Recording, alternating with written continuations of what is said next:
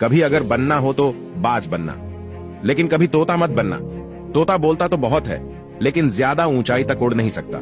बाज बोलता बहुत कम है, लेकिन सबसे ऊंचाई पर उड़ता है और बाकी पंछियों का राजा होता है एक बाज। आज मैं आपको 5 ऐसे पॉइंट्स बताऊंगा जो कि हर इंसान को बाज से सीखना चाहिए और लाइफ की बहुत बड़ी लर्निंग है। इस 5 पॉइंट्स में पहला लेसन, ईगल फ्लाई अलोन। बाज अकेले उड़ता है और बाकी पंछियों के मुकाबले सबसे ऊंचाई पर उड़ता है। बाज अकेले उड़ेगा, लेकिन कभी भी चिड़िया और छोटे पंछियों के साथ नहीं उड़ेगा। बाज हमेशा या तो बाज के साथ उड़ता है या फिर अकेला उड़ता है। और इससे हमें यह सीख मिलती है कि छोटी सोच वाले लोगों से हमेशा दूर रहे और अकेले रहो, क्योंकि यही वो समय है जब खुद को जानने का मौका मिलता है। दूसरा लेसन, बाज का विजन बहुत ज्यादा क्लियर होता है और बहुत ज्यादा स्ट्रांग होता है।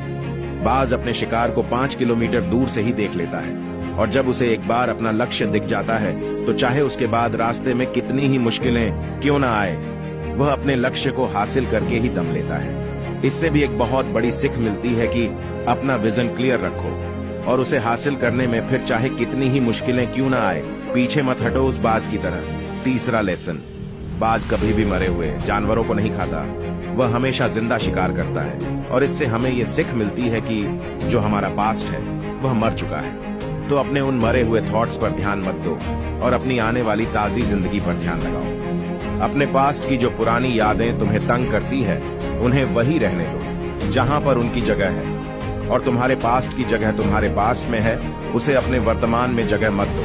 क्योंकि एक बार तुम्हारा पास्ट तुम्हारे प्रेजेंट में आ गया तो तुम्हारा पास्ट तुम्हें कभी प्रेजेंट में नहीं रहने देगा। पास्ट में तुम्हारे साथ कितना भी बुरा क्यों ना हुआ हो, वो सब यादें, वो सब थॉट्स मर चुके हैं।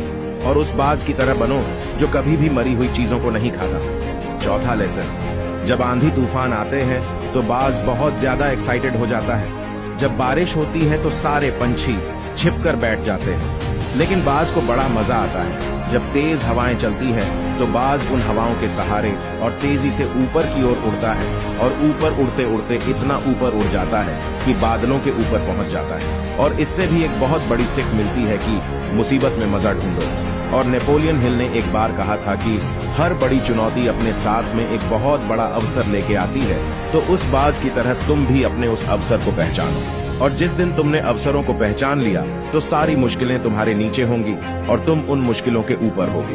पांचवां लेसन, बाज अपने घोंसलों में से सॉफ्ट घास को निकाल देता है ताकि बाज का जो बच्चा होता है वो उसमें कंफर्टेबल ना हो सके, क्योंकि वो अगर घोंसले में कंफर्टेबल हो गया तो वो वही रहना पसंद करेगा।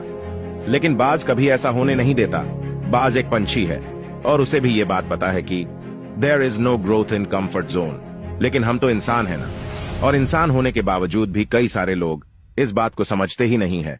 आप जितना ज्यादा कंफर्ट जोन में रहोगे, आपकी लाइफ आने वाले समय में उतनी ही ज्यादा अनकंफर्ट हो जाएगी।